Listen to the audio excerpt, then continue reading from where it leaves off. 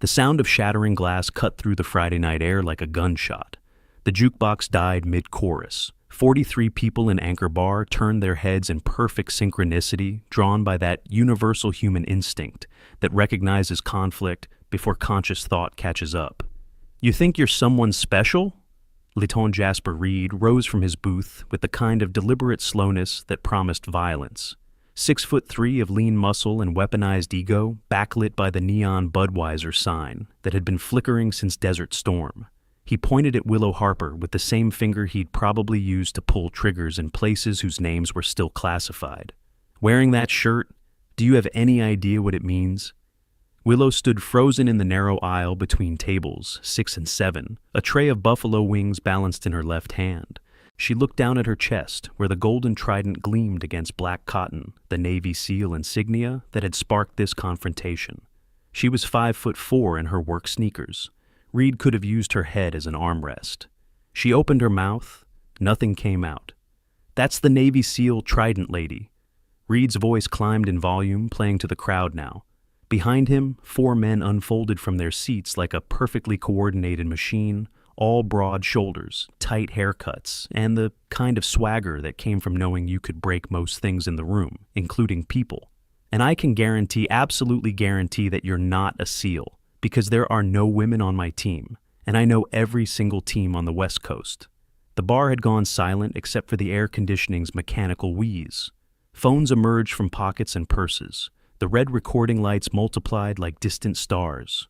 Willow set the tray down on the nearest table, with hands that didn't shake, movements slow and precise, the kind of control that might have meant something to someone paying closer attention. But nobody was paying that kind of attention. "That's stolen valor, you know that?" The blonde SEAL behind Reed spoke up. Petty Officer Oliver Kane, though Willow didn't know his name yet. His face was flushed, whether from alcohol or righteous indignation was unclear. "Impersonating military personnel. Federal offense. You can go to prison for that." Willow finally found her voice. "It's just a shirt. I bought it at just a shirt." Reed closed the distance between them in 3 strides. His hand shot out, grabbed the fabric at her collar. "This isn't fashion, sweetheart. This is honor. This is blood. This represents men who earned the right to wear it through pain you couldn't begin to imagine." The grip tightened. Willow could feel every callus on his palm, could smell the beer on his breath, mixing with expensive cologne. She didn't resist, didn't push back, didn't do anything except meet his eyes with a steadiness that should have been impossible under the circumstances. In her peripheral vision, she saw Chloe Winters, the actual bartender, her only real friend in this town, step forward from behind the bar, then stop when one of Reed's teammates shook his head slightly, warning her off. "Take it off." Reed's voice dropped lower, more dangerous. "Right now. She's just a kid, man." This came from Derek Monroe, a 62-year-old regular who occupied stool 3 every night from 6 to 9, nursing the same 2 beers through stories about Beirut and Grenada. He'd started to stand hands flat on the bar top, but made no move toward the confrontation. There was something in his eyes, a calculation, a weighing of options that looked remarkably like recognition. Reed didn't even glance back. "Hey, stay out of this, old-timer. This is about respect, about protecting what's sacred." Willow's jacket sleeve had ridden up with Reed's grip, exposing her forearm. The skin there was crossed with thin white lines, scars that could have been anything, from anything meaning nothing to the untrained eye. Derek Monroe's eyes weren't untrained. They narrowed fractionally before he settled back onto his stool, took a long pull of his Coors Light, and watched. "I'm calling the MPs." Reed released her collar, pulled out his phone. "Let them deal with this stolen valor garbage. Maybe a night in lockup will teach you some respect for the uniform." The call took 30 seconds. Military police dispatch at Naval Amphibious Base Coronado was only 2 miles away. They were used to Friday night calls from Anchor Bar, usually drunk sailors needing escort. Back to base, occasionally fights that escalated beyond the civilian law's patience. But impersonating a SEAL, that got their attention. Willow remained perfectly still throughout. She didn't argue, didn't run, didn't plead.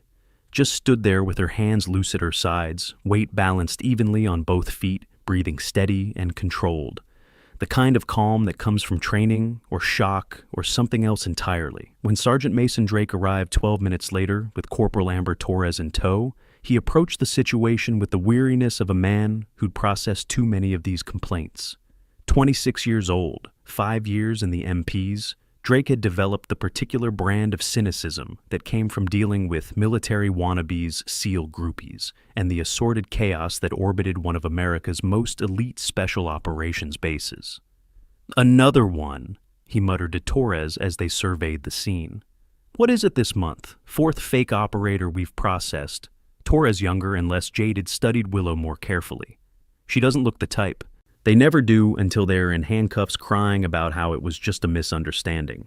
Drake pulled out his cuffs, approached Willow with the mechanical efficiency of routine. "Ma'am, I need you to turn around and place your hands behind your back." Willow complied. As Drake reached for her wrists, something happened, something small that Torres caught, but Drake missed entirely. As the cuffs touched Willow's skin, her hands automatically rotated inward and down, thumbs together, wrists angled exactly 30 degrees from vertical. It was a position that minimized pressure points and maintained blood flow, the kind of detail taught in advanced resistance to interrogation training. Torres's eyes widened slightly. She opened her mouth, then closed it again. "You have the right to remain silent," Drake intoned, ratcheting the cuffs with more force than strictly necessary. "Anything you say can and will be used against you." The walk to the MP vehicle was a parade of humiliation. 43 witnesses, 43 phone cameras, countless social media streams, broadcasting what looked like simple justice, another faker caught and dragged away. Reed followed them out, still talking voice, carrying across the parking lot. "You should see the real thing sometime, real SEALs. Maybe then you'd understand what you're pretending to be." He leaned against his truck, arms crossed, watching Drake load Willow into the back seat. "Takes Hell Week to earn that trident. 237 hours of the worst suffering the human body can endure. Hypothermia, sleep deprivation, people literally hallucinating from exhaustion. And you just bought it at what target Willow's jaw tightened fractionally. One of Reed's teammates, Chief Petty Officer Cyrus Wallace, though his name tag was obscured, whistled low. 237 hours. He said it like someone checking an equation. That's specific. The Hell Week's not exactly classified information. Reed shot back, but there was a pause before he said it, just a heartbeat of doubt.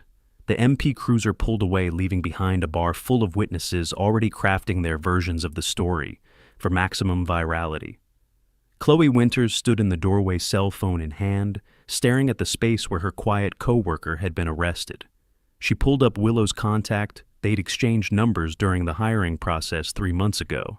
But Willow Harper's social media presence was practically non-existent. One Facebook profile with no posts, a LinkedIn that listed bartender at various establishments, and absolutely nothing else, which struck Chloe as odd, but then again lots of people avoided social media. Derek Monroe was the last to leave, waiting until the crowd thinned before approaching the bar, where Naomi Sullivan, the owner, was wiping down surfaces with aggressive vigor. "That girl," he said quietly. "How long she worked here?"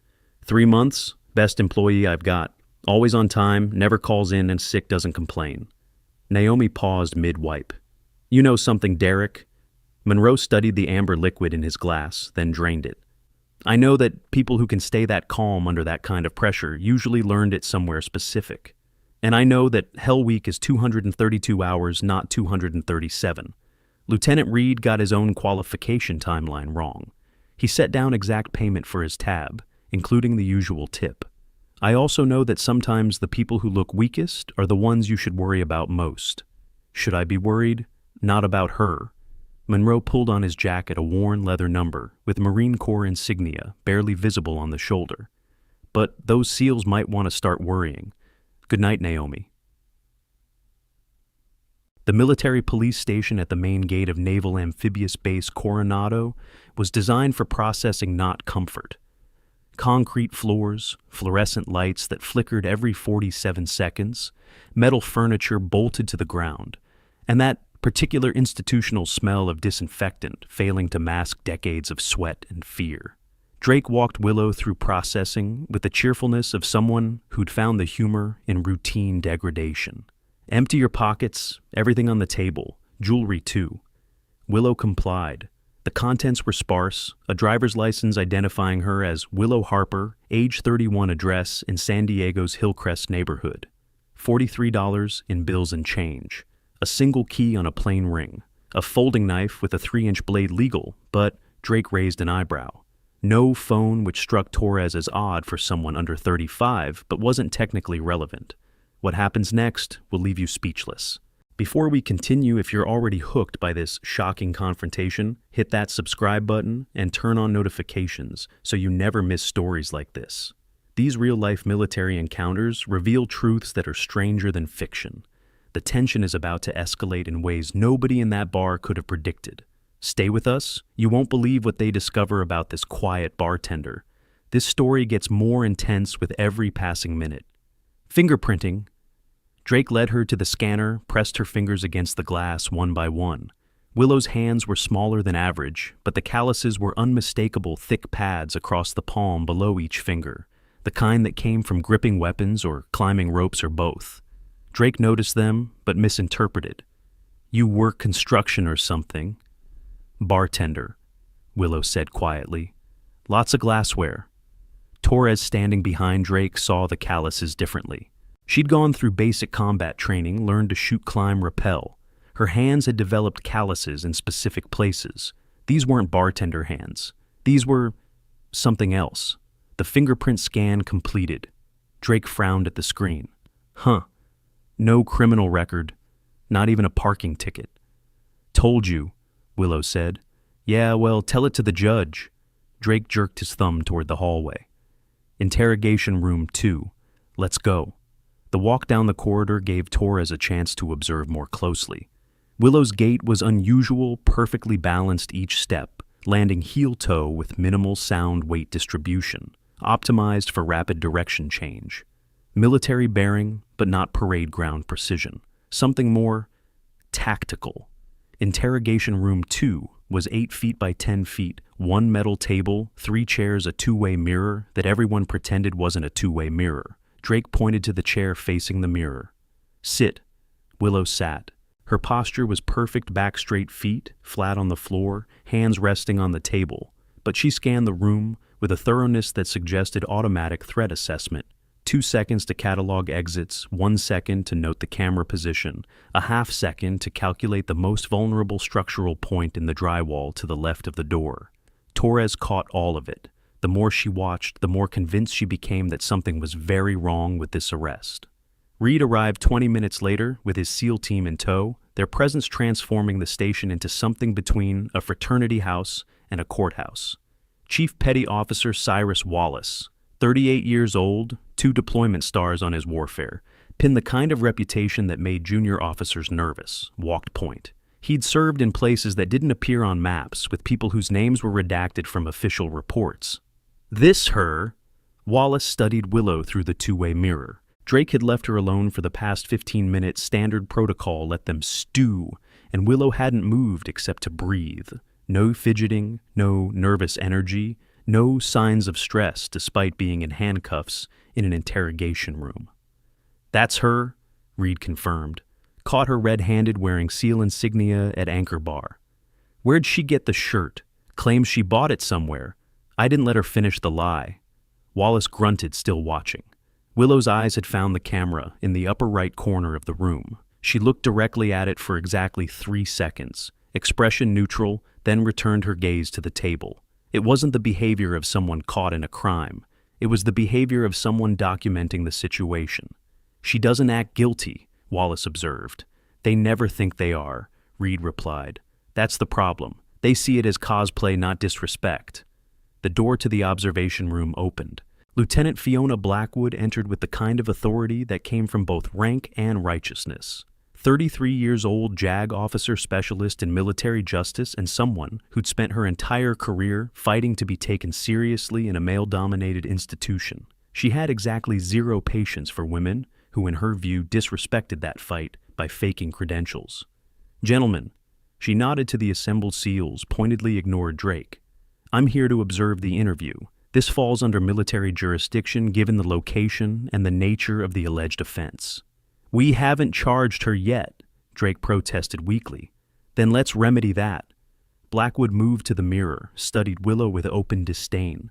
She certainly doesn't look like seal material. That's the point, Reed said. She's trying to claim something she didn't earn. Then let's confirm it. Run her name through the sealed database. Drake returned to his desk, logged into the Naval Special Warfare Command database, typed in Willow Harper. The search took 42 seconds. The result was unequivocal, no match found. There it is. Reed's voice carried triumph and vindication in equal measure. Proof positive. She's a fake. In the interrogation room, Willow remained motionless. If she knew her name was being run through databases, if she knew her fate was being decided by people who'd already made up their minds, she gave no sign.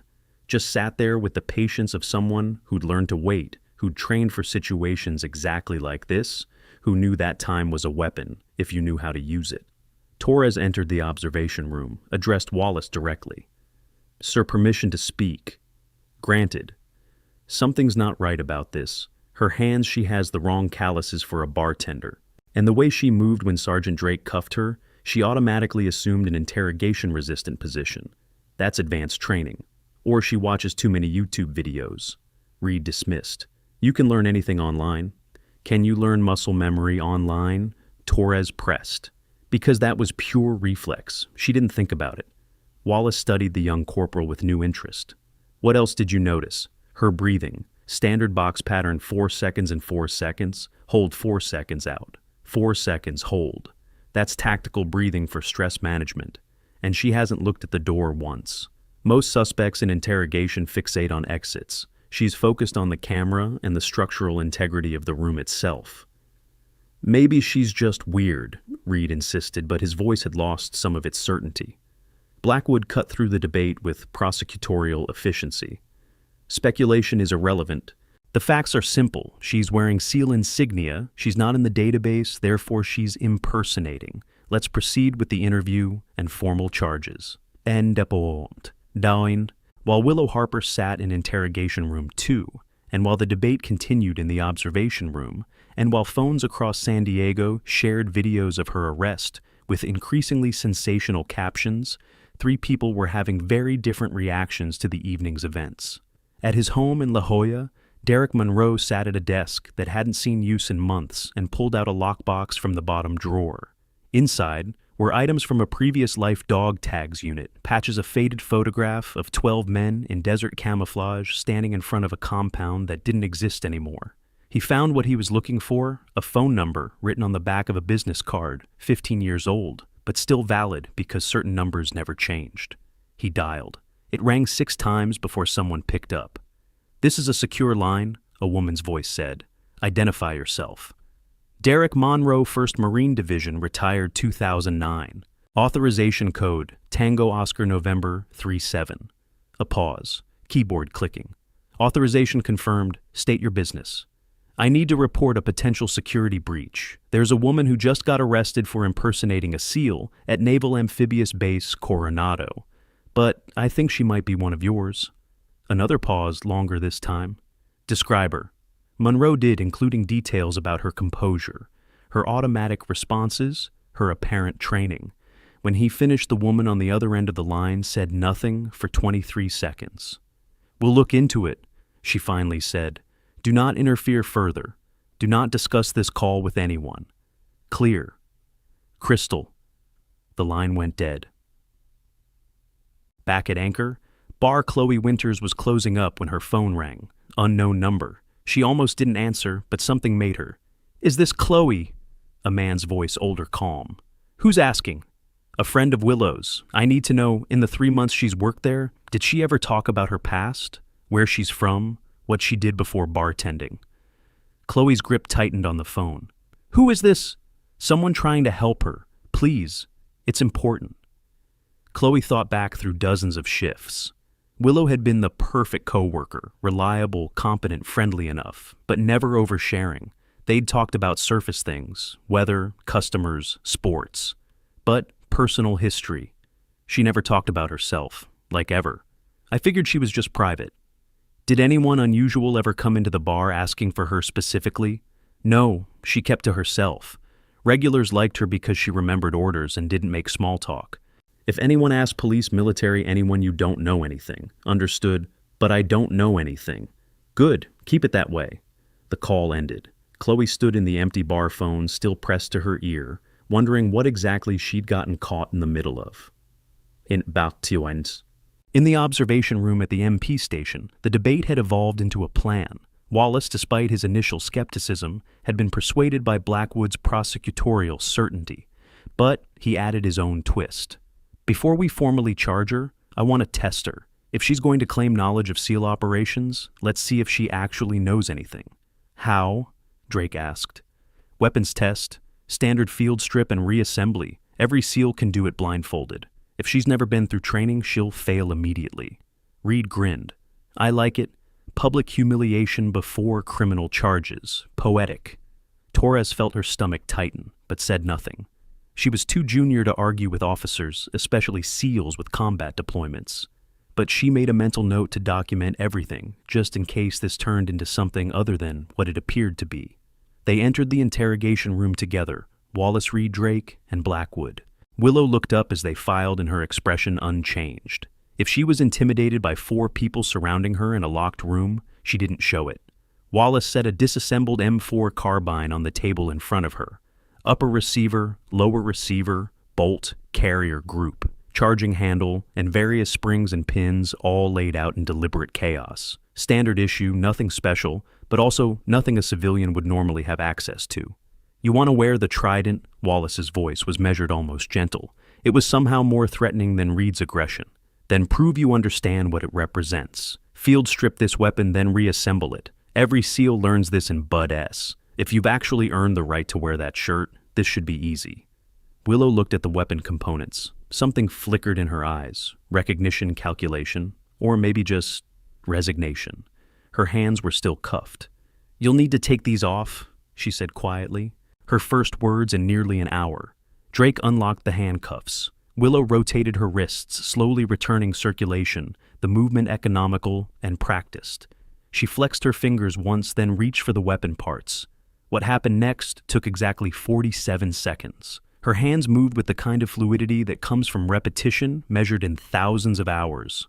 Upper receiver, first checking the chamber, with a glance that suggested the habit was burned into neural pathways. Lower receiver, next testing the trigger mechanism with 2 fingers, while her other hand aligned the buffer spring. Bolt carrier group slid home, with a precision that suggested she could feel the tolerances. She wasn't fast in the way that suggests rushing. She was fast in the way that suggests the distinction between thinking and doing had dissolved through training. Each movement flowed into the next, without pause, without hesitation, without conscious thought. When the weapon was reassembled, she performed a function check, charging handle, trigger press, safety selector, with the automatic thoroughness of someone who'd been taught that incomplete checks killed people. Then she set it down on the table, perfectly aligned with the edge, and folded her hands in her lap. The room was silent. Wallace picked up the M4, checked it himself. 47 seconds. That's competitive. Lucky guess, Reed said, but his voice had lost its confidence. YouTube tutorials. Nobody could. Wallace cut him off. That wasn't memorization. That was muscle memory. You can't fake that. Blackwood frowned. So, she's had weapons training. Doesn't mean she's a SEAL. Plenty of military branches teach weapons maintenance. Army, Marines, even Air Force security forces. Check those databases, Wallace ordered Drake. Drake returned to his computer, expanded his search. Army Personnel Database, Marine Corps Records, Air Force, Coast Guard. Even CIA and FBI databases that MPs technically had read-only access to for identification purposes. Every search came back the same: no match found. She doesn't exist, Drake said slowly. I mean, she has a driver's license and a social security number, but there's no military record anywhere in the system. In the interrogation room, Willow sat quietly, hands folded, face neutral. But Torres, still watching from the doorway, caught something in her eyes. Not fear, not panic, something closer to patience. The look of someone waiting for a process to complete, for wheels to turn, for the inevitable to arrive. Maybe she's Foreign Legion, Reed suggested, grasping. French Foreign Legion takes anyone, doesn't keep records the same way. For someone who supposedly earned a trident through French Foreign Legion training, she sure looks American, Wallace observed dryly. And the FFI doesn't train SEALs. Try again. Blackwood pulled out her phone, typed rapidly. I'm calling in a favor. JAG has access to higher-level databases for classified personnel. If she's in the system anywhere, we'll find her. While they waited for Blackwood's contact to respond, Wallace decided to push further. He sat down across from Willow, studied her with the intensity of someone trained to read people in life-or-death situations. "Where'd you serve?" he asked conversationally. "I didn't." "Don't lie to me. That weapons drill, you've done it 10,000 times minimum. That kind of skill doesn't come from YouTube videos and a weekend at a firing range." Willow met his eyes. "My brother was a Marine. He taught me." "What was his name?" "Michael Harper. He died in Fallujah 2007. Drake immediately searched the Marine Corps casualty database. 3 minutes later, KIA confirmed. Lance Corporal Michael Harper, 2nd Battalion, 1st Marines, died August 12, 2007, Fallujah, Iraq. The room exhaled. A dead brother explained everything: the shirt, the training, the familiarity with weapons. She wasn't impersonating. She was memorializing. Blackwood's expression softened fractionally. "I'm sorry for your loss. It was a long time ago," Willow said, still quiet, still composed. She had told a story that was true in most of its details. Michael Harper had existed. He had died in Fallujah. The connection between them was the only fabrication, a thread so simple and plausible that it dissolved suspicion like salt in water. Reed deflated visibly. "So she's just wearing her dead brother's shirt. Looks that way," Wallace agreed. He stood moved toward the door. "Sergeant Drake, process her release. This was a misunderstanding." "Wait." The voice came from the observation room. Master Chief Anderson Burke had been watching the entire interrogation in silence. Now he stepped into the room, his presence commanding immediate attention. 50 years old, 32 years in the Navy, a chest full of medals that included 2 Bronze Stars and a Silver Star. Burke had seen things that made grown men wake up screaming decades later. "There's still something wrong here," Burke said. "That story about the brother, it's convenient. Too convenient." "You calling her a liar?" Reed bristled. "We verified the brother died. I'm saying that a woman who can field strip an M4 in 47 seconds, who maintains tactical breathing under interrogation, who automatically assumes resistance positions when being cuffed, and who's somehow been flying completely under the radar for 31 years, that woman deserves more scrutiny than a 5-minute database search." Wallace frowned. "What are you suggesting, Master Chief?" "I'm suggesting we call Commander Hartwell, right now, before we release her. Because if there's any chance this is something other than what it appears to be, we need someone with the authority to access deeper systems." One district spirits. While Willow Harper sat in interrogation room 2, while the MPs and SEALs debated her fate, and while phone calls were being made to increasingly senior personnel, the story was spreading across social media with the viral velocity that defines modern scandal. The video from Anchor Bar had been shared 17,000 times. Comments ranged from righteous support for the SEALs to concerns about excessive force to jokes about Karen tries to be a Navy SEAL. Local news had picked it up. A reporter was already outside the MP station, camera crew in tow, waiting for a statement. But in certain circles that existed in the shadows of official structures that communicated through encrypted channels and off-the-books meetings, the video triggered different reactions. At CIA headquarters in Langley, Virginia, a night shift analyst in the Special Activities Division flagged something in the facial recognition sweep of social media. The system had pinged on a face in the background of the Anchor Bar video. Cross-reference with classified databases returned a match. The analyst's blood pressure spiked as she read the file. She picked up a secure phone, dialed an extension that wasn't listed in any directory. "We have a problem," she said when it was answered. "Go 7 has been compromised." Ords. Commander Solomon Hartwell arrived at the MP station at 9:47 p.m., summoned from a dinner party, where he'd been explaining to a rear admiral why his base had the lowest incident rate in the Pacific Fleet. He was not happy about the interruption, and his expression communicated this with the clarity of a klaxon. 45 years old, 24 years in the Navy, Hartwell had commanded everything from a destroyer to a carrier air wing. He'd been in this position base commander at Coronado for 18 months and had cultivated a reputation for being simultaneously fair and absolutely intolerant of nonsense. "This better be good," he said as he entered the station. Wallace Burke, Reed Blackwood, and Drake stood in the observation room, watching Willow through the two-way mirror. Torres hovered near the door, technically off duty, but unwilling to leave.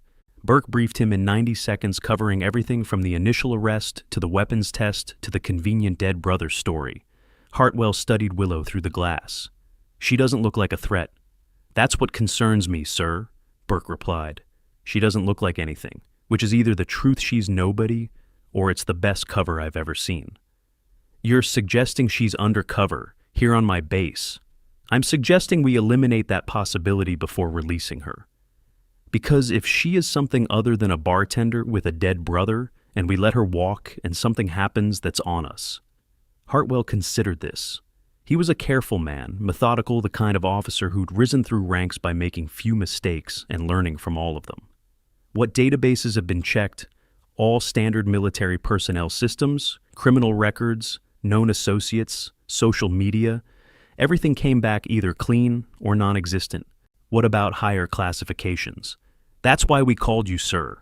JAG has access to some restricted systems, but TS-SCI and above requires flag officer authorization." Hartwell turned to Lieutenant Commander Iris Palmer, the base intelligence officer who'd arrived with him.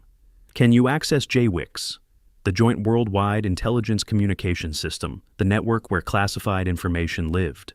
"Yes, sir. But if she's in that system, it means she's either done something very bad or something very classified. And if it's the latter, we're about to step in something we really shouldn't. Better to step in it now than trip over it later." Hartwell made the decision with the confidence of someone whose instincts had been proven right more often than not.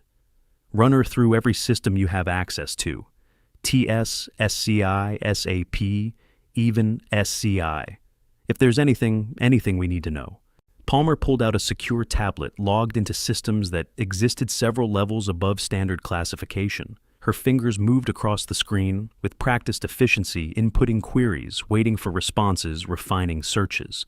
The first 3 searches returned nothing. Standard classified databases showed no record of Willow Harper. The 4th search, SAP Special Access Programs, took longer. When the result appeared on screen, Palmer's face went white. "Sir," she said quietly, "you need to see this." While Willow Harper sat in that interrogation room, her encrypted communication device remained hidden, the kind of advanced technology that intelligence operatives rely on for secure contact with handlers. These military-grade encrypted phones use satellite connectivity and quantum encryption to ensure communications cannot be intercepted. They're designed for personnel operating in high-risk environments where standard devices would compromise mission security. The technology includes biometric authentication, remote wipe capabilities, and GPS tracking that can be disabled for covert operations. Hartwell looked at the screen. His jaw tightened. His hand holding the tablet began to tremble slightly. Not fear, but the physical manifestation of rapidly recalculating everything he thought he understood about this situation. The file on the screen was sparse, as such files always were. Most of it was redacted, but what was visible was enough. Subject, redacted, codename. Ghost 7, clearance TS SCI, plus SAP access, status knock, non-official. Cover, active agency, classified operations. 12 classified missions, 2018-2023, current assignment, redacted. And at the bottom, a photograph. Slightly grainy, clearly surveillance footage, but unmistakable. Willow Harper wearing tactical gear, standing in what looks like a compound somewhere in Central Asia, surrounded by people whose faces were blurred out. "Holy cow," Reed whispered, looking over Hartwell's shoulder. "Everyone out," Hartwell said, his voice deadly calm. "Everyone except Master Chief Burke and Lieutenant Commander Palmer. Now." They hesitated. That was not a suggestion. Reed, Drake, Blackwood, and Wallace filed out. Torres followed, casting one last look at Willow through the mirror. The woman sat exactly as she had for the past 2 hours, patient and still, as if she'd known all along how this would end. When the room had cleared, Hartwell set down the tablet and rubbed his face with both hands. "Tell me I'm reading this wrong." "You're not, sir," Palmer said. She's CIA Special Activities Division, deep cover operative. And we just arrested her on camera in front of 40 witnesses who've now posted it all over social media. Burke let out a long breath. This is bad. This is catastrophic, Hartwell corrected. Her NOC is burned, her cover's destroyed. Whatever operation she was running is compromised. And it's our fault. What do we do? Hartwell picked up the tablet, again scrolled through what little information the file provided. It says to contact this number in case of emergency. He pointed to a phone number at the bottom of the screen. That's going to be her handler, who is about to have a very bad evening. He made the call. It was answered on the second ring by a woman whose voice conveyed the emotional warmth of a glacier. This is Commander Solomon Hartwell, Naval Amphibious Base Coronado. I'm calling about an individual currently in my custody. I believe she may be one of yours. A pause. Describe her. Hartwell did, including the code name from the file. Another pause longer, keyboard clicking in the background. Stand by. The hold lasted 4 minutes. When the woman returned, her voice had shifted from cold to Arctic. I'm Special Agent Heather Vaughn, CIA Special Activities Division. You have Ghost 7 in custody. If that's who Willow Harper actually is, then yes. On what charges? Impersonating a Navy SEAL. Silence. Then, you arrested an active CIA operative for impersonating a Navy SEAL while she was maintaining cover for a classified operation. We didn't know. Of course you didn't know. That's the entire point of deep cover. But now you do know, which means roughly 43 civilians also know, which means her cover is comprehensively blown, which means 6 months of operational development just went up in smoke. Hartwell felt his career prospects dimming in real time. What do you need me to do? First, get her out of custody immediately. Second, confiscate every phone and camera in that building. Third, get everyone who saw that file to sign NDAs with teeth. Fourth, prepare for a cleanup team to arrive within the hour. And fifth, keep her there until I arrive. Do not let her leave the building. Clear. Crystal. Good. And Commander, this conversation never happened. The file you accessed doesn't exist. Ghost 7 was never in your custody. The story is that this was all a misunderstanding about a dead brother's shirt. You apologize she went home. Any deviation from that narrative will be considered a national security breach. Are we clear? Yes, ma'am. The line went dead. Hartwell set down his phone and looked at Burke and Palmer. Well, this is the part of command they don't teach you at the War College. Palmer was already typing. Sir, there's more in the file. If I expand the search parameters, don't. Hartwell cut her off. We already know more than we should. The less detail we have, the better position we're in when people start asking uncomfortable questions. But sir, if she was running an operation here, shouldn't we know what it was? For security purposes? If CIA wanted us to know, they would have told us. The fact that they didn't means it's none of our business. And now that we've accidentally made it our business, the best thing we can do is back away slowly and let them handle it. Burke moved to the observation room window, looked at Willow. Should we tell her we know? She already knows we know. Look at her. They looked. Willow's posture had changed subtly. She was still sitting quietly, still appeared calm, but there was something different in the way she held herself. The mask of civilian vulnerability had slipped, revealing something harder underneath. She wasn't afraid anymore. She was calculating. She's probably running through contingencies right now, Palmer observed, figuring out how much we've compromised, what assets are exposed, how to salvage the operation. There's no salvaging it, Hartwell said. It's over. We saw to that. He moved toward the door. Come on, time to go apologize to someone who probably wants to shoot all of us. If were it stunned, they entered the interrogation room together, Hartwell, Burke, and Palmer. Willow looked up as they entered, and something in her eyes confirmed every suspicion. This wasn't a scared bartender. This was a professional assessing a tactical situation. Hartwell sat down across from her. Ms. Harper, or should I use a different name? Harper's fine. I'm Commander Solomon Hartwell. I run this base, and I owe you an apology. Willow's expression didn't change. For compromising an active operation, for burning your cover, for putting you at risk, take your pick. A slight smile touched her lips. You accessed the file. I did, and I immediately regretted it. You shouldn't. You did your job. Your Master Chief had good instincts. She glanced at Burke. You saw through the brother story. It was a good story, Burke admitted.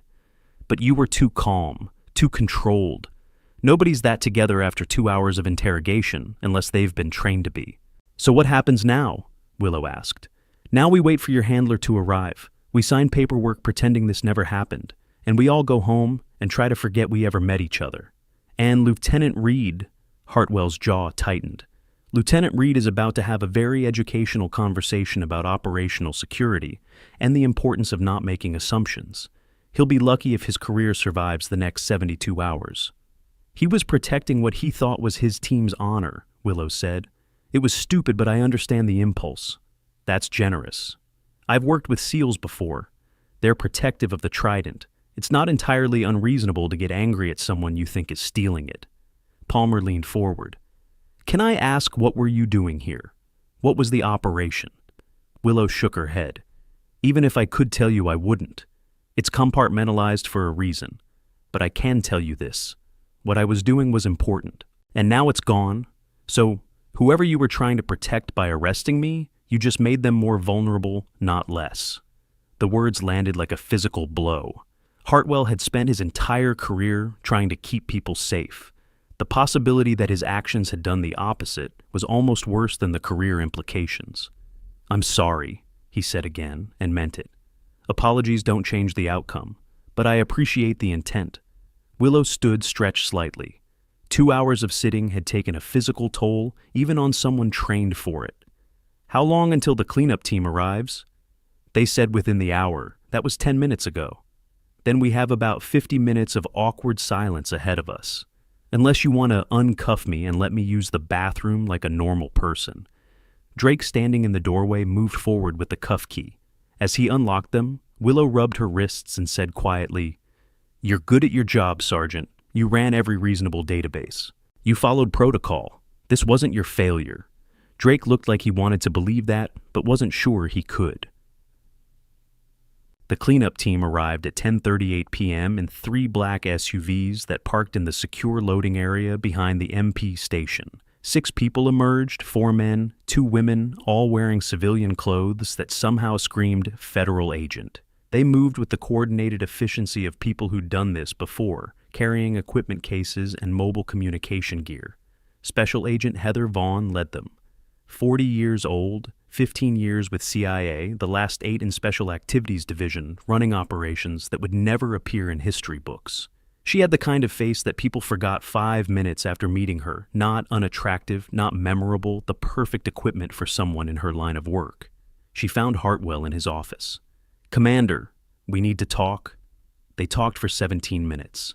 Hartwell laid out exactly what had happened from the initial arrest to the database searches to the moment they had accessed the classified file. Vaughn listened without interrupting, her expression never changing. When he finished, she said, You understand that Ghost 7's operation was tracking a weapons trafficking network that's been moving advanced explosives into the United States through Mexico, and that the people running that network have killed 47 people in the last 3 years, including 2 federal agents. Hartwell's stomach dropped. I didn't know. Of course you didn't. But now 43 civilians have video of her being arrested. Social media has her face and name. Every person in that trafficking network with half a brain is going to run her picture through facial recognition software, see the videos, and realize she was working against them. Which means everyone she's been in contact with for the last 3 months is now at risk. What can I do? You've done enough. Just sign the paperwork, enforce the NDAs, and pray nobody dies because of this.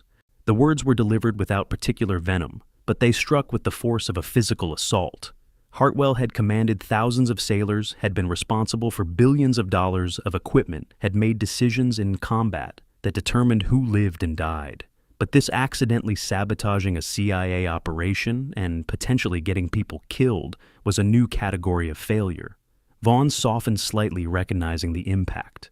Look, you didn't know, Reed didn't know, your people did what they thought was right, but right doesn't always mean consequence-free. Now, help me contain this. Imwan dist. The next hour was a masterclass in bureaucratic damage control. Every person who'd been in the MP station signed an NDA with criminal penalties for disclosure. Every phone was confiscated, checked for copies of sensitive material, scrubbed if necessary. The video from the interrogation room cameras was pulled and erased. Official reports were written, read revised and written again, until they told a story that was technically true, but completely misleading. Willow Harper had been arrested for wearing military insignia. Investigation revealed the shirt belonged to her dead brother. Apologies were issued. She was released. End of story. Reed and his SEAL team were brought in separately, briefed on what they could and couldn't say, and sent home with the understanding that their careers hung by threads that could be cut with a single word. Reed looked like he'd aged 10 years in 5 hours. Torres was the only person who seemed genuinely relieved. "I knew something was off," she told Vaughn. "The way she moved, the way she stayed calm, I knew she wasn't just a bartender." "You have good instincts," Vaughn replied. "But good instincts don't matter if you don't have the clearance to act on them. Remember that." Ekipit Wall. At 11:52 p.m., Willow Harper walked out of the military police station, a free woman. Vaughn walked beside her, keeping a hand on her elbow that looked friendly, but functioned as a guide toward the waiting SUV. "How bad is it?" Willow asked quietly. 6 months of work down the drain. 3 assets potentially exposed. 1 trafficking route we'll have to let go cold because we can't risk the investigation being connected back to you. I can salvage it. No, you can't. Your face is on social media being arrested for impersonating a SEAL. The second you show up anywhere near this operation, people will notice. You're burned Ghost 7. Accept it. Willow stopped walking. There's another way. There's always another way. But it usually ends with more people dead. Get in the car.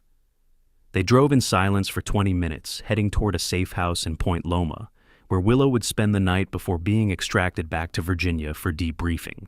The San Diego skyline glittered to their right, beautiful and oblivious to the small tragedy that had unfolded in its shadow. "For what it's worth," Vaughn said, "you played it perfectly in there. The dead brother story was good. Would have worked if they hadn't called in the commander. Burke saw through it. Master Chiefs always do. They've seen too much to be fooled easily. What will you do now?" Willow looked out the window at the passing city. "Whatever you tell me to do. That's how this works." "Fair enough. But between you and me, off the record, are you okay?" It was a surprisingly personal question from someone like Vaughn.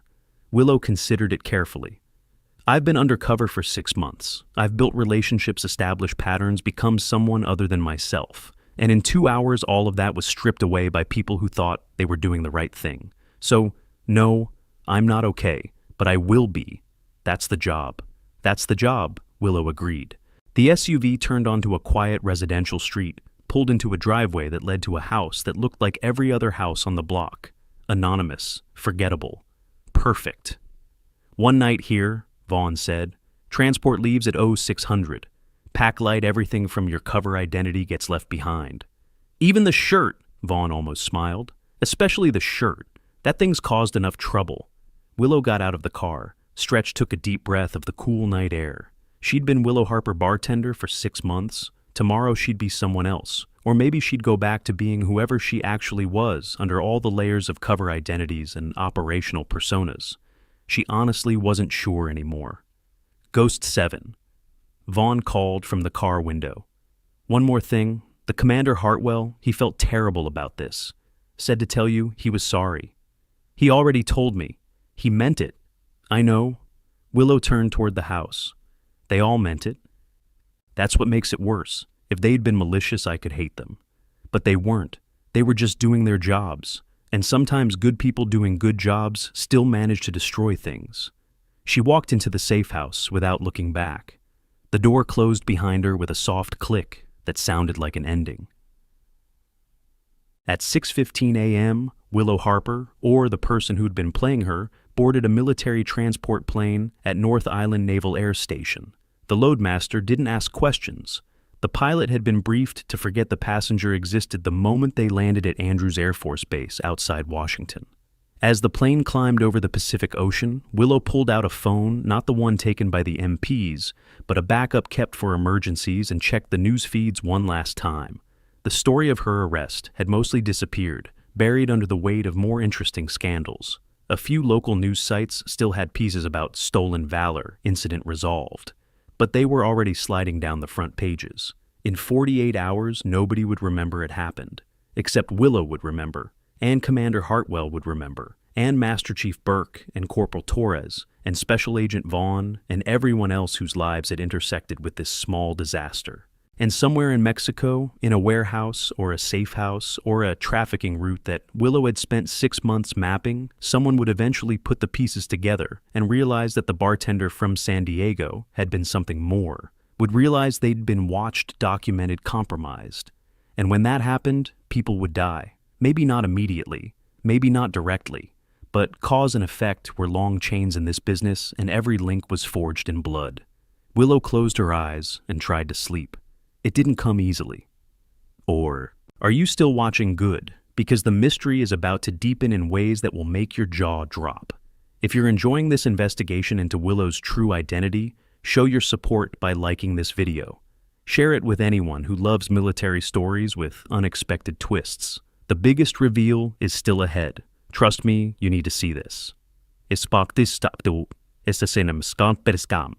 days later, at CIA headquarters in Langley, Willow sat across a desk from a man whose name she'd never learned in 8 years of working for him. He was senior enough that his office had windows rare in this building, and his walls displayed photographs with presidents and senators and foreign leaders. But his face remained carefully anonymous in public databases, his actual role hidden behind titles like Deputy Director for Analysis, that meant everything and nothing. Ghost 7. He said it without looking up from the file he was reading. Or should I call you Willow? Or perhaps we should use your real name for once. Any of those work, sir. He closed the file, looked at her with eyes that had seen too many operations go sideways to be surprised by one more. 6 months of work, gone. 378 hours of surveillance data that we can't use because it's connected to a burned identity. 2 informants who might be compromised. 1 trafficking network that's now alert to federal interest. I'm aware, sir. Are you also aware that Lieutenant Jasper Reed has been temporarily relieved of duty pending a security review? That Commander Hartwell is facing questions about his judgment from people several pay grades above him? That a 25-year-old MP corporal named Amber Torres had a nervous breakdown because she realized how close she came to destroying a major investigation? I didn't know about Corporal Torres, sir. Well, now you do. He opened another file, this one thinner. Here's what happens next. You take 2 weeks of mandatory leave, see the psychologist, process the operational loss. Then we reassign you. To what? He smiled, but there was no warmth in it. Something worse than the last assignment. We have a situation developing in Central Asia, Afghanistan specifically. There's someone there we need to identify. Someone who's been making a lot of noise in places that should be quiet. He slid a photograph across the desk. Surveillance image, grainy, taken from distance. 2 people in a rocky valley that could have been anywhere from Pakistan to Tajikistan. One of them was clearly Willow, wearing tactical gear and a shemagh that covered most of her face. The other was a man whose face was partially obscured, but whose body language suggested authority, confidence, danger. 6 months ago, you were in Afghanistan on another operation. This man made contact with you. Brief conversation, less than 5 minutes, then he disappeared. We don't know who he is. We don't know what he wanted. But 3 weeks later, an entire village 200 kilometers from where this photo was taken was massacred.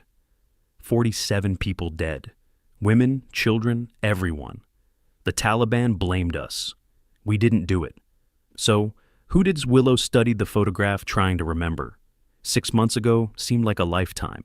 She'd been running a different cover, tracking a different target, living a different life. The conversation with this man had seemed like nothing, just another local trying to sell information that might or might not be valuable.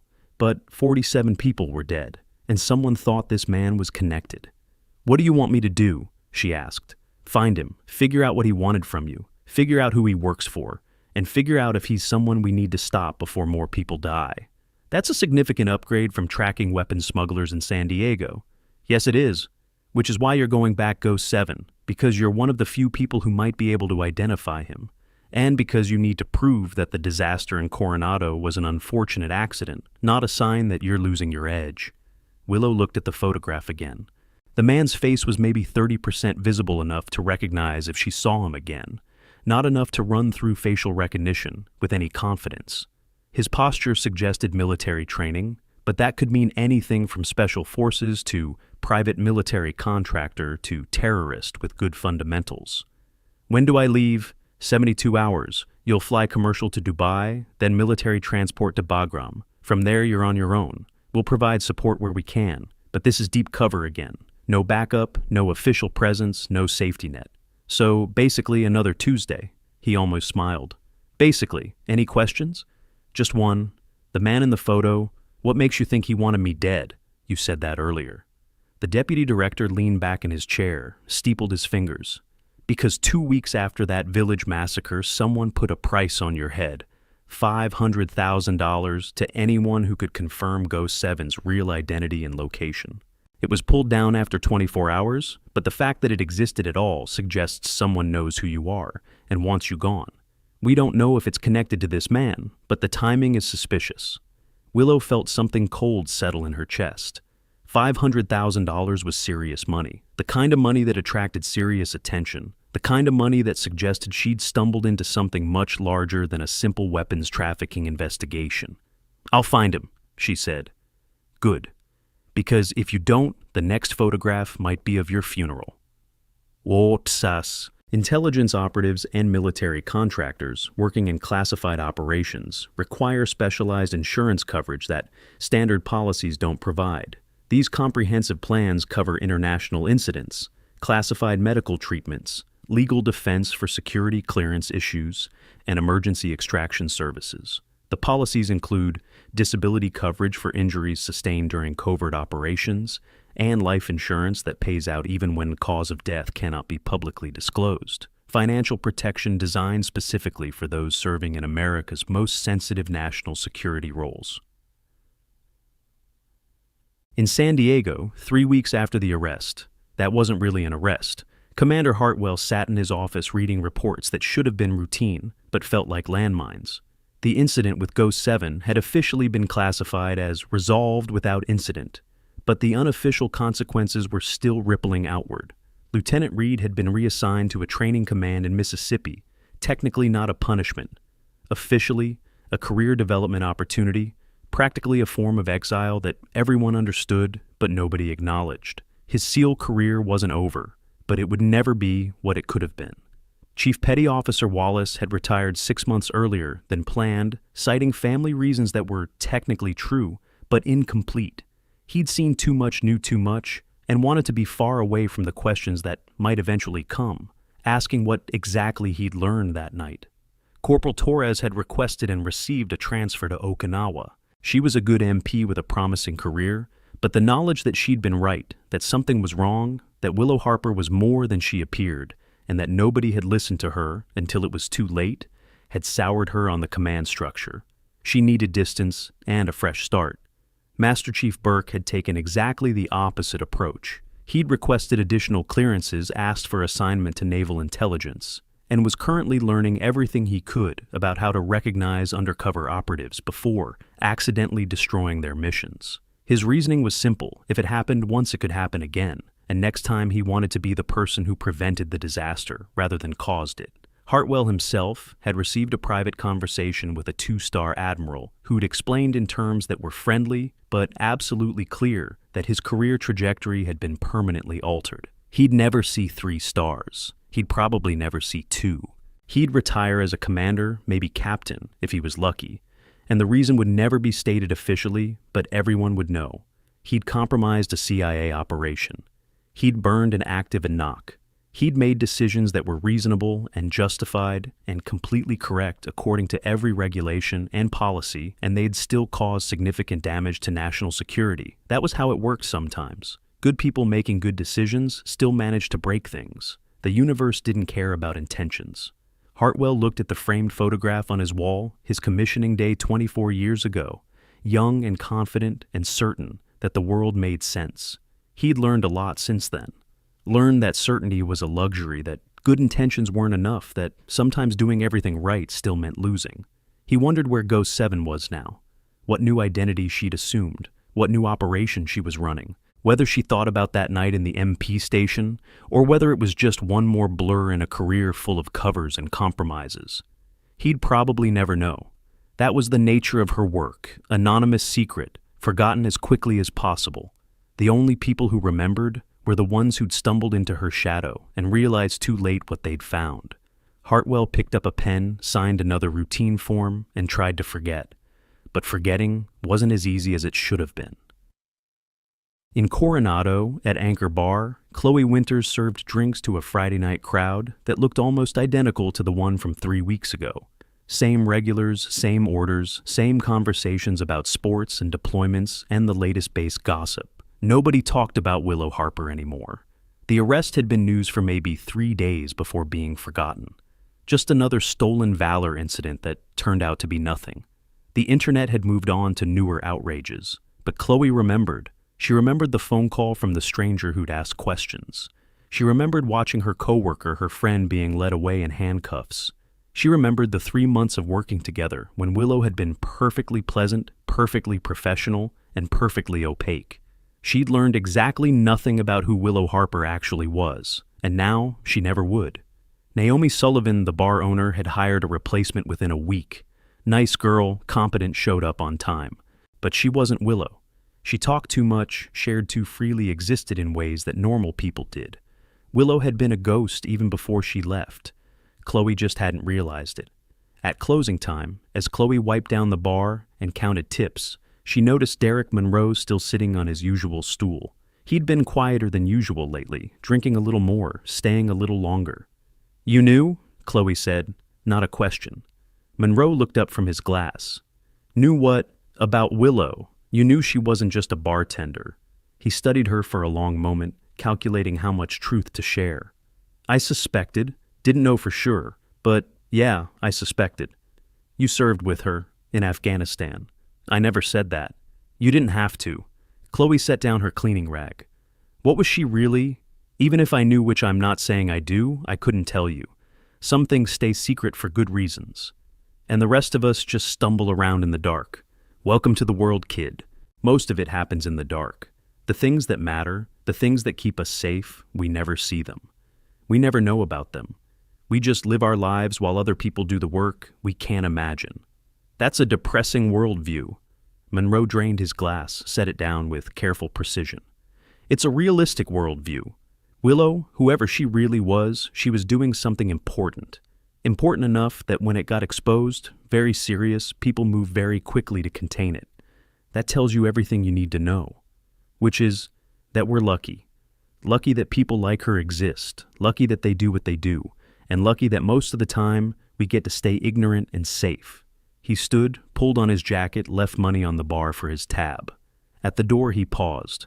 "If you ever see her again, you won't, but if you did tell her, Derek says thanks for her service." Then he was gone, and Chloe was alone with her questions and her tips and the lingering sense that she'd been part of something significant without ever understanding what it was. At 6:41 a.m., 72 hours after her meeting at Langley, a woman who'd recently been Willow Harper, but was now someone else, entirely landed at Dubai International Airport. Her passport said she was Rachel Morrison, freelance journalist. Her cover story was solid. Her training was thorough. Her mission was clear. Find the man from the photograph. Figure out what he wanted. Stop him before more people died. As she cleared customs and headed toward the gate for her connecting flight to Bagram, her encrypted phone vibrated once. A message from Vaughn. "Go 7. We have a new assignment. This one's worse than the last." She looked at the message, then at the departure board, showing flights to dangerous places, then back at the phone. She typed a single word in reply. "When?" The response came immediately. "You're already late. Check your secure email." She found a quiet corner, opened her laptop, accessed the encrypted server. The email contained a single attachment, the surveillance photo from 6 months ago, now annotated with facial recognition, markers, trajectory analysis, and a timestamp, and text that made her blood run cold. Subject unknown, priority alpha. Target identified, approaching village 12 hours before massacre. Possible connection to ghost. 7 compromise. Recommend immediate investigation. Assessment subject, may know your real identity. Assessment subject, likely responsible for bounty. Assessment, you are already compromised. Proceed with extreme caution. Below that, another photograph. more recent higher resolution. The same man now in different clothes, different location. And behind him, barely visible in the background, a face she recognized. Her own face. From before. From an operation 3 years ago that should have been completely buried. Someone had her file. Someone knew her history. Someone was tracking her across operations, across identities, across the careful walls she'd built between her real life and her cover lives. And that someone wanted her dead. She closed the laptop, looked around the airport with new paranoia. Every face could be a threat. Every glance could be reconnaissance. Every moment could be the one where her luck ran out and someone recognized her, and $500,000 became more than hypothetical. But that was the job. Walk into danger, smile at death, and hope that training and instinct and luck combined in ways that let you survive one more day. She picked up her bag, headed toward the gate, and tried not to think about all the ways this could go wrong. Behind her, unnoticed, a man with a camera phone captured her image and sent it to a number that didn't appear in any directory. The message was simple. Confirmed, Go 7 in Dubai, heading to Afghanistan. Payment requested per terms. The reply came within seconds. Confirmed. Transfer initiated. Continue surveillance. Do not engage. Wait for final instructions. And across the world, in places that would never appear on official maps, in conversations that would never be recorded, wheels began turning that would eventually lead to a reckoning. But that was still days away. For now, there was just a woman boarding a plane, carrying secrets that could get people killed, heading toward a confrontation she couldn't yet imagine. Ghost 7 was going back into the dark, and this time, the dark was waiting for her. The hours immediately following the revelation moved with the surreal quality of a dream collapsing into nightmare. In the MP station's secure conference room, hastily converted when Vaughn's team arrived, the full scope of the disaster became clear through a series of increasingly grim briefings. Hartwell sat at the head of a table, surrounded by people whose faces would haunt him. Vaughn with her glacier calm, Burke with his quiet self-recrimination, Palmer frantically documenting everything for the inevitable investigations. Through the one-way glass, they could see the main station floor where Reed and his SEAL team sat in rigid silence, phones, confiscated careers hanging by threads.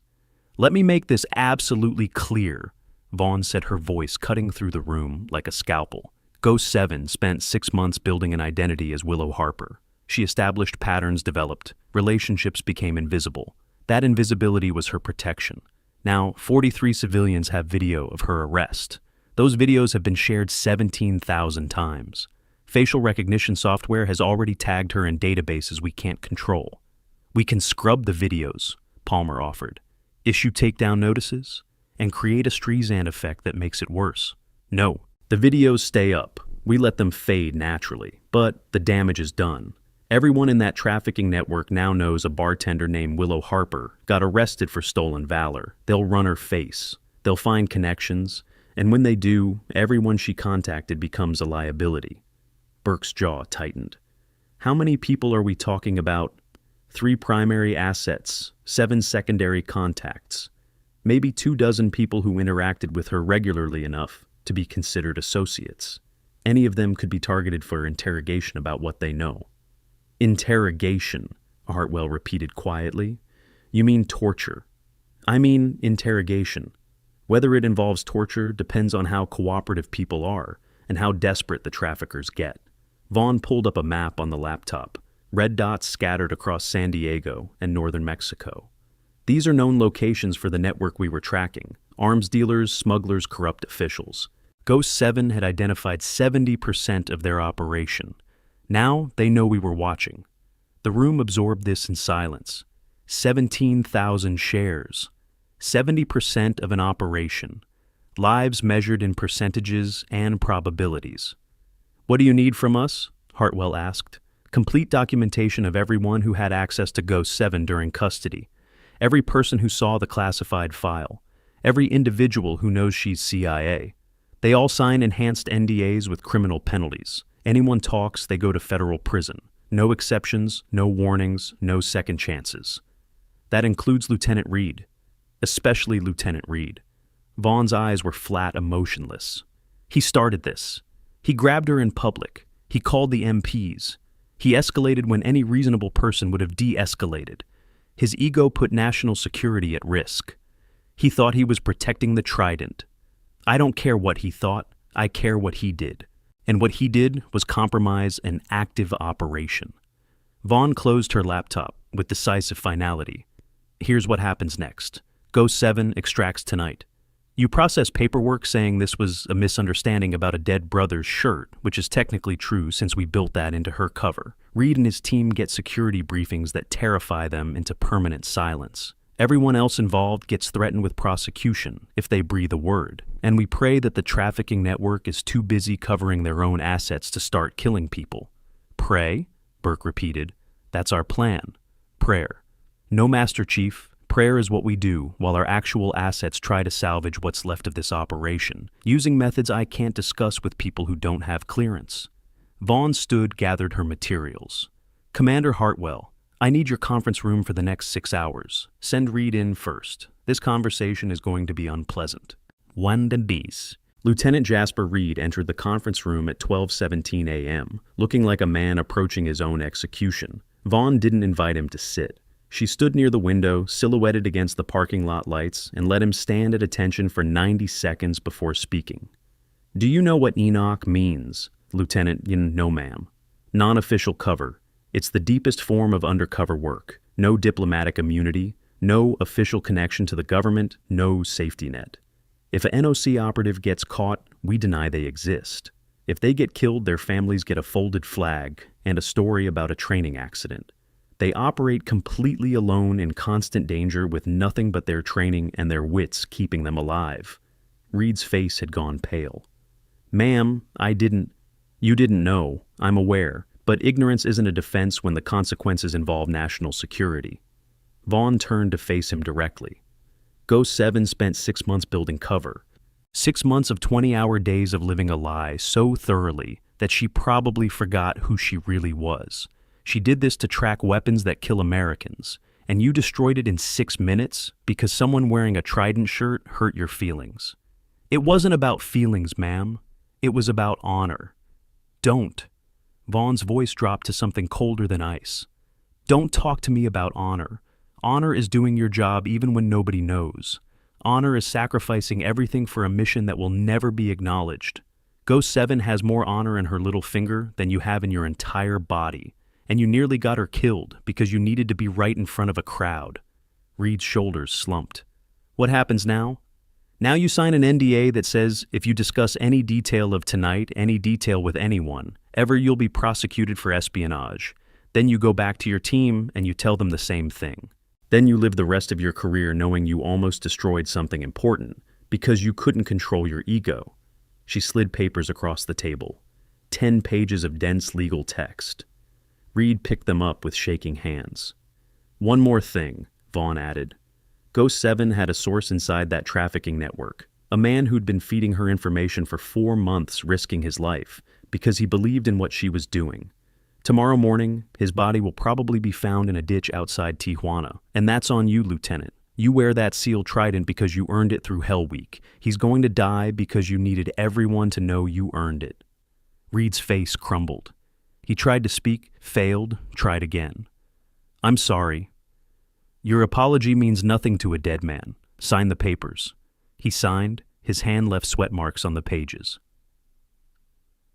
We're approaching the most explosive moment of this entire story. If you've made it this far, you're about to witness something incredible. Drop a comment below, guessing what you think the full consequences of this security breach will be. How many lives were affected? What happened to the trafficking network? The answers will shock you. Keep watching.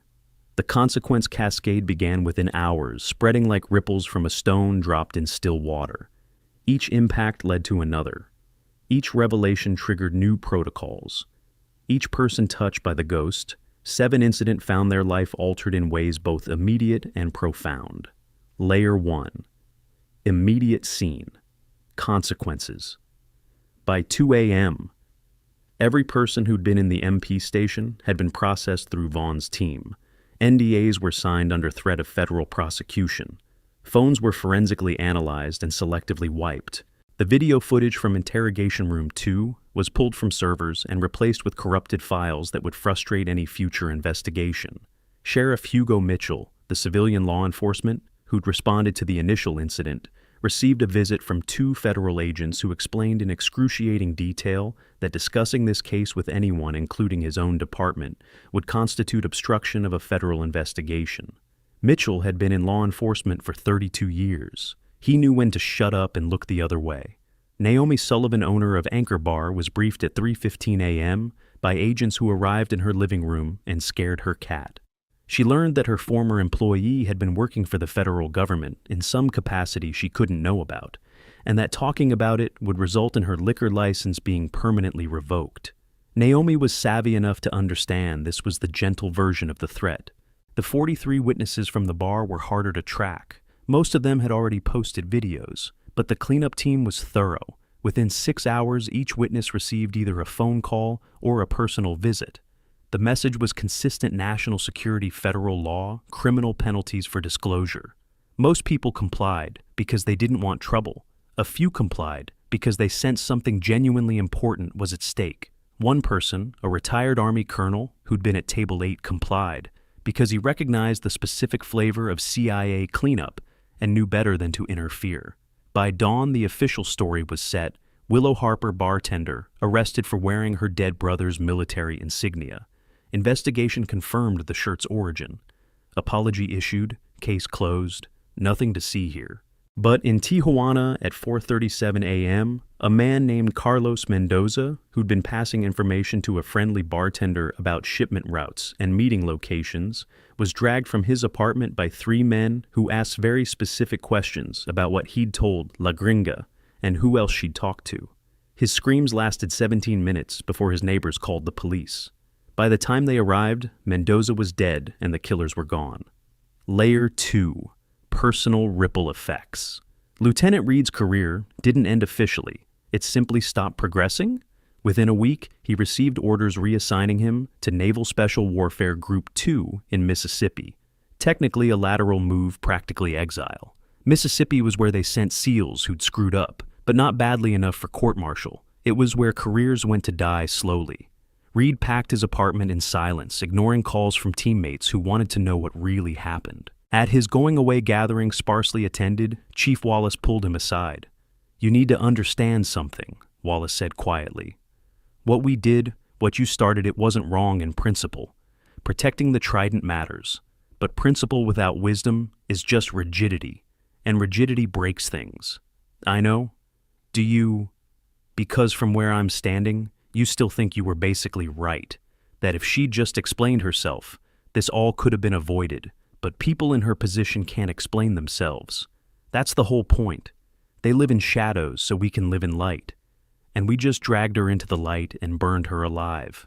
Reed looked at his beer, unable to meet Wallace's eyes. "I didn't know. That's what makes it worse. If you'd known and done it anyway, you'd just be malicious. But you didn't know because you didn't stop to consider that maybe there was more to the situation than what you assumed. You saw stolen valor, and that was enough. You didn't see a person. You saw a problem you could solve with authority. What should I have done? Asked questions, shown patience, remembered that not everything is what it appears to be." Wallace drained his glass.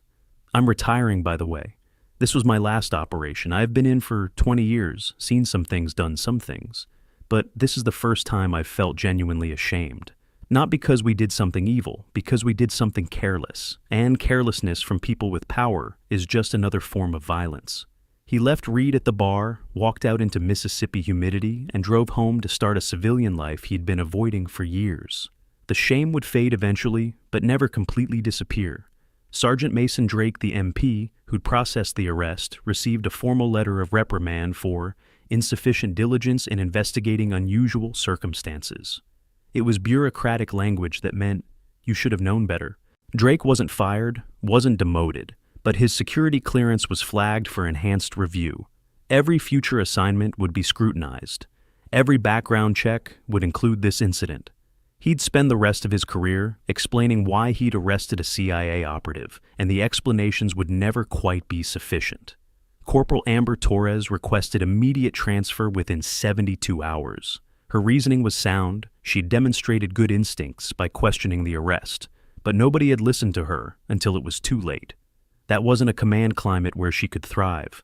Within a month, she was in Okinawa working night shifts and trying to forget the night she'd been right about something important and had been ignored because she was too junior to matter.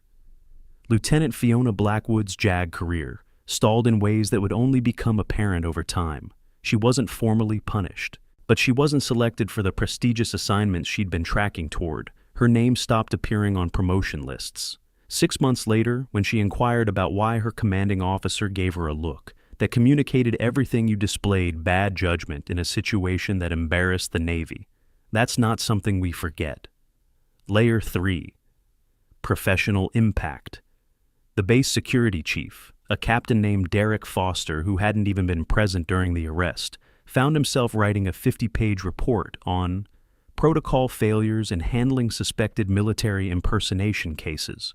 The report would lead to new training requirements, new procedures, new layers of bureaucracy designed to prevent similar incidents. Foster would spend 6 months implementing these changes while quietly resenting that his career had been derailed by other people's mistakes.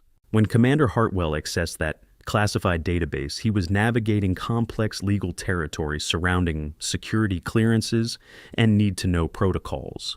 Legal firms specializing in security clearance issues provide representation for clearance denials, revocations, and investigations.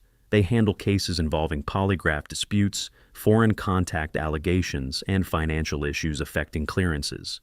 These attorneys understand the appeals process for TS, SCI, and SAP access denials.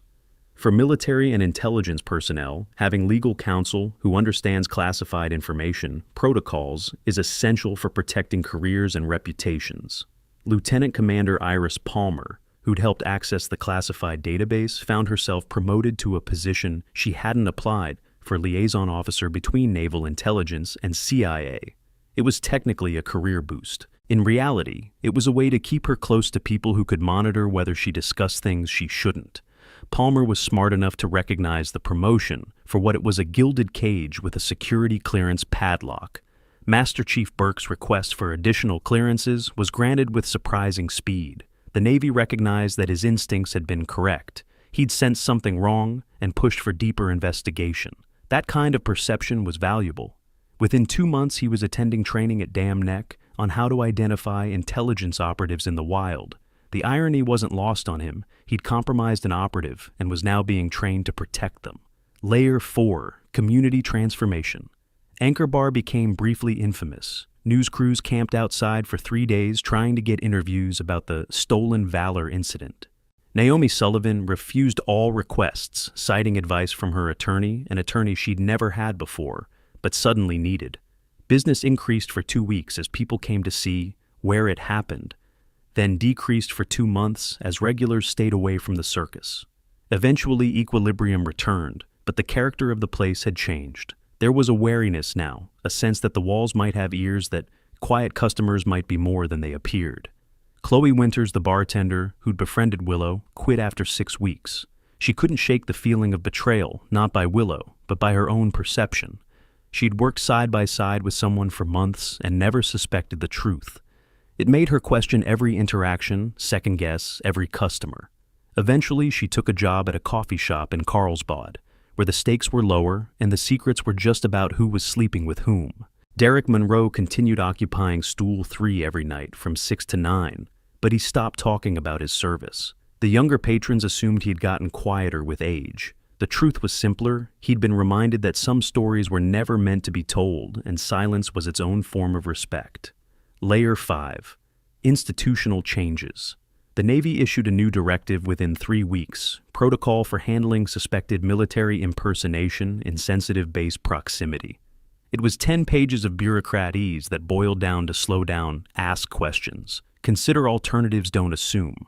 Every MP on every base would receive training. Every officer would attend a briefing. The Ghost 7 incident would never be mentioned by name, but everyone would know which incident had triggered the changes. JSOC reviewed its procedures for protecting embedded operatives. New protocols were developed for new sea operatives working near military installations. Better coordination with base commanders, clearer markers for identifying active operations, layers of protection that should have existed before but hadn't because nobody had considered this specific failure mode. Congressional oversight committees received classified briefings about operational security incidents in fiscal year 2024. Ghost 7 wasn't named. The details were redacted. But funding was allocated for better training, better coordination, better protection for intelligence personnel working in domestic contexts. Money flowed through black budgets to programs that would never be publicly acknowledged, all because a bartender got arrested for wearing the wrong shirt. Layer 6. Legacy and long-term impact. Willow Harper, or whoever she'd been before, assuming that identity disappeared from official records. Her driver's license expired and wasn't renewed. Her social security number went dormant. The apartment in Hillcrest was cleaned out by people who left no trace of who they were or what they'd removed.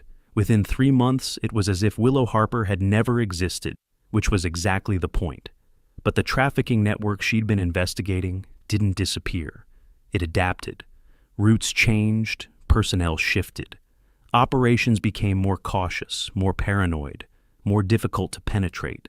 The intelligence Ghost 7 had gathered was used where possible, but large sections of her work couldn't be leveraged, because doing so would reveal that the investigation had occurred at all. 47 weapons shipments that could have been intercepted were allowed to proceed, because stopping them would expose how much was known. In Afghanistan, a village elder who'd cooperated with American intelligence was killed by the Taliban. No connection was ever proven to the Ghost 7 compromise, but the timing was suspicious. His family received compensation through channels they didn't understand, money that appeared with no explanation except that he'd served American interests. They never learned that their father's death might have been connected to a bartender arrested in San Diego. The connections were too distant, too classified, too fragmentary to ever become a complete picture. And $500,000 remained available to anyone who could provide actionable intelligence on Ghost 7's real identity and current location.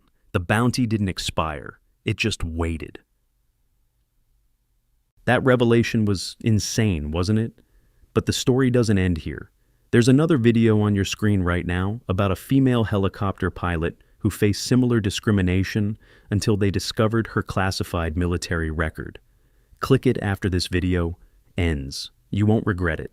And if this story moved, you hit that like button and subscribe for more incredible real-life military stories. 48 hours after the arrest, Commander Hartwell convened a final meeting in his office. Present were Burke Palmer Torres via secure video link from Okinawa and Special Agent Vaughn, who'd stayed in San Diego longer than planned to oversee the cleanup. "I wanted to address something," Hartwell began. "Before we all move forward with our careers and our lives, we made a mistake, a significant one, but it wasn't a mistake born of malice or negligence. It was a mistake born of incomplete information and reasonable assumptions. I want to make sure we all understand that distinction." "Well, does the distinction matter to Carlos Mendoza?" Vaughn asked quietly. "He's still dead." "No, it doesn't matter to him. But it matters for how we carry this forward. If we treat this as a moral failure, we'll be paralyzed by guilt.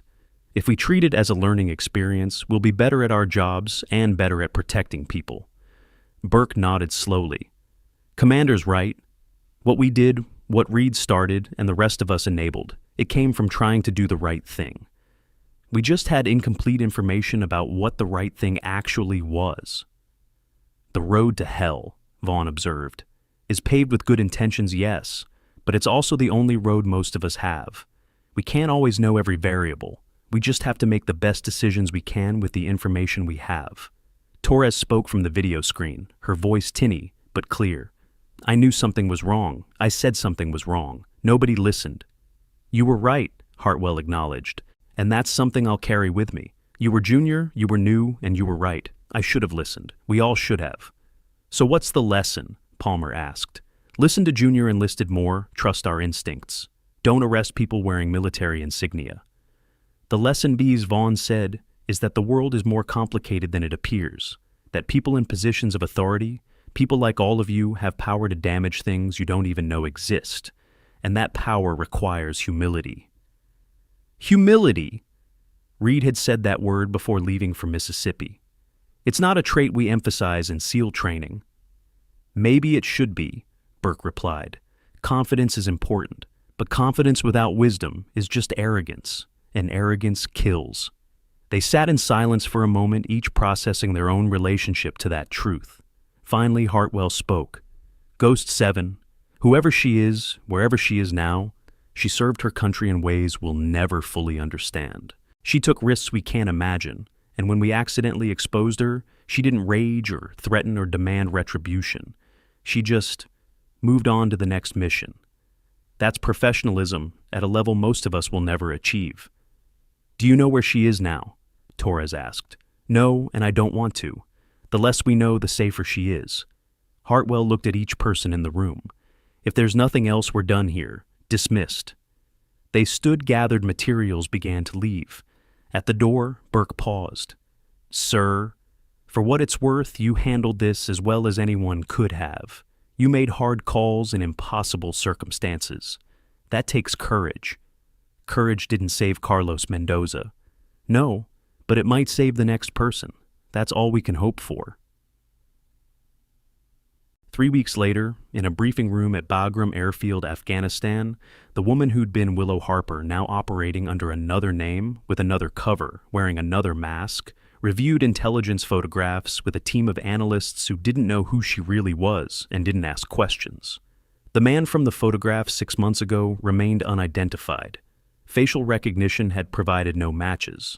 Linguistic analysis of the brief conversation suggested educated background, possibly military training, but nothing definitive. He was a ghost, hunting a ghost. And somewhere in the mountains between Pakistan and Afghanistan, their paths would cross again. We have a lead, one analyst said, pointing to a recent satellite image. This compound 30 kilometers southwest of Kandahar. We've identified unusual activity consistent with high-value target meetings. 3 vehicles arrived 2 days ago and haven't left.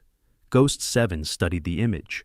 The compound was unremarkable. Mud walls, flat roof, solar panels suggesting modern amenities hidden behind traditional facade. But the positioning was good. Sight lines covered all approaches. Exits led to valleys that connected to smuggling routes into Pakistan. What's the source on this intelligence signal intercept? Someone at that compound used a sat phone to contact a number we've been monitoring. Conversation was encrypted, but the metadata tells us enough. She nodded, already calculating approach angles and contingency plans. This was what she did. This was who she was. Not Willow Harper, not Rachel Morrison, not any of the other names she'd worn. Just Ghost 7 moving through shadows, hunting monsters, trying to prevent massacres before they happened. I'll need tactical support. We can provide drone coverage and QRF on standby, but you're going in alone as per your operational parameters. Understood. When? We have a window tomorrow night. New moon, optimal conditions. She stood, gathered her gear, prepared to become someone else one more time. At the door, she paused. The village that was massacred 6 months ago. 47 people. Do we know why? The analyst checked his files. Working theory is they refused to cooperate with a trafficking network, wouldn't allow their roads to be used for smuggling, made themselves an obstacle. And the man in my photograph. If he's connected and that's still speculative, then he might be the one who gave the order or carried it out, or both. 47 people dead because they said no to evil, and somewhere the man responsible was planning his next atrocity. Ghost 7 walked out of the briefing room, out of the secure facility, into the Afghan night, where the air smelled like dust and diesel and distant gunfire. She'd come back to this place, back to danger, back to shadows, back to the work that never ended and never made headlines and never earned public recognition. Because that was the job. Because people like Carlos Mendoza died when people like her failed. Because 47 villagers deserve justice even if justice would never be publicized or acknowledged or properly avenged. Her encrypted phone buzzed. A message from Vaughn. Ghost 7, Intel update. Target positively identified in compound. Name Qadir Ahmadi. Former Afghan intelligence turned rogue after U.S. withdrawal. Responsible for at least 3 massacres, including the village. He knows your face. He posted the bounty. He wants you dead because you're the only person who can connect him to all 3 attacks. Proceed with extreme caution. Authorization for lethal force granted. She stared at the message for a long moment, committing the name to memory. Qadir Ahmadi. Not a ghost anymore. A target. The phone buzzed again. Another message. One more thing. The photo from 6 months ago. We've enhanced it. He was showing you something in his hand. Can't confirm, but it looks like a photo of you from an earlier operation. He's been tracking you longer than we thought. This isn't random. This is personal. Ghost 7 closed her eyes, ran through memory files of every operation, every face, every interaction that might have created an enemy this dedicated. Nothing surfaced clearly. Too many missions, too many covers, too many lives lived and discarded. But that was the nature of her work. You created enemies in the dark, and sometimes they found you. She typed a single response. "When do I leave?" The reply was immediate. "You're already late. Check your secure email." She pulled out her laptop, accessed the encrypted server. The mission brief was comprehensive compound. Layout guard positions, probable locations of Ahmadi, extraction routes, contingency plans, A through F, and a final note that made her blood run cold. Intelligence suggests Ahmadi has files on Ghost 7's real identity. Documents, photos, operational history. If he releases these files, your entire career, every cover, every operation, every asset you've ever worked with becomes compromised. Mission objective. Eliminate Ahmadi and secure all files. Failure is not an option. Good luck. She closed the laptop, checked her weapon, a Sig Sauer P226 that had been with her through 4 continents and a dozen identities, and walked toward the helicopter that would take her to the mission staging area. Behind her, unnoticed, a young lieutenant watched her depart and wondered who she really was. He'd been briefed that she was civilian intelligence contractor and told to ask no questions. He was smart enough to read between those lines and understand that some people operated in spaces where normal rules didn't apply. He'd remember her face, though. Remember the way she moved, economical, purposeful, like someone who'd long ago accepted that every mission might be the last. Years later, if someone showed him a photograph and asked, "Do you recognize this person?" he'd have to say no, because saying yes would betray secrets he didn't fully understand, but knew were important. That was how it worked in this world. Ghosts protecting ghosts, secrets protecting secrets, violence done in darkness so that people in daylight could live without fear. Testom, Ghost 7 boarded the helicopter at 2200 hours. The crew chief gave her a headset and a thumb up. The pilots didn't acknowledge her existence. Within 3 minutes, they were airborne, flying nap of the earth through Afghan night toward a compound where a man who wanted her dead was planning his next massacre. She checked her gear one final time. Weapon, ammunition, knife, communications equipment, first aid kit, and a small photograph tucked in a pocket where it shouldn't be, where operational security said it couldn't be, but where human need demanded. It exists a picture of her actual family, taken before she'd become Ghost 7, when she'd been someone with a real name and a real life and a future that didn't involve killing people in foreign countries. She looked at the photo for 5 seconds, then tucked it away. That person was gone. That life was finished. There was only the mission now. Only the compound ahead. Only Qadir Ahmadi, and whatever he knew, and whatever he'd done, and whatever justice looked like at the end of a silenced pistol. The helicopter descended toward the drop zone. Ghost 7 stood, grabbed the fast rope, prepared to slide into darkness one more time. The crew chief tapped her shoulder, gave her the signal, 30 seconds. She nodded, positioned herself at the door, looked out at the Afghan landscape rushing past, below mountains and valleys and villages where people slept or didn't sleep, where children grew up in war zones and parents buried sons and daughters, where the machinery of violence ground on regardless of who was right or wrong or caught in between. Somewhere down there, Qadir Ahmadi was waiting. He didn't know she was coming. He didn't know this was the night his story ended. He just knew he'd put a bounty on someone called Ghost 7, and somewhere, somehow, eventually his enemies would come for him. But he didn't know she was already here, already in the air above him, already committed to a mission that would end with either his death or hers. The crew chief signaled, "Go." Ghost 7 slid down the rope into darkness, disappeared into the Afghan. Night became one more shadow among thousands. The helicopter pulled away, leaving no trace it had ever been there. And in a compound 30 kilometers away, Qadir Ahmadi felt an inexplicable chill, looked out at the darkness surrounding his walls, and wondered why he suddenly felt like prey. He would have his answer soon enough. The screen fades to black. Text appears. Some stories are still classified. Below that, some ghosts never stop hunting. And finally, Ghost 7's mission continues.